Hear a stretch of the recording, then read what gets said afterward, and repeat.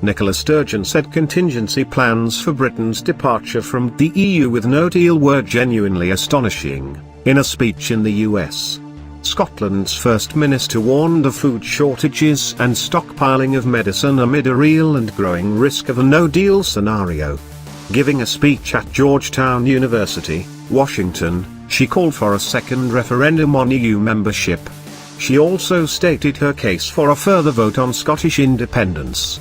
Addressing an audience at Georgetown's Institute for Women, Peace and Security, Ms. Sturgeon said the UK government was trying to renegotiate the EU withdrawal agreement with the clock ticking, and despite the EU saying it would not accept such a renegotiation, she said, as a result of that, there is a real and growing risk that the UK will leave the EU in 53 days' time without any deal in place.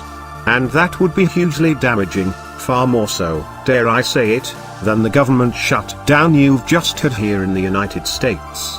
In fact, some of the contingencies being considered, if we leave the EU without a deal, are genuinely astonishing. Retailers and farmers have warned of price rises and shortages of key foods.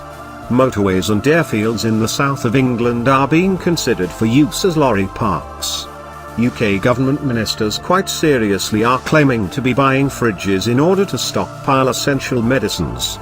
She added, first, the UK government should confirm that it will do absolutely everything to avoid the UK leaving with no deal. It should make clear it's not prepared for the UK to leave the EU with no deal. And as part of that, it should acknowledge that the UK simply is not remotely prepared to leave the EU in 53 days' time. That's been obvious for a while now.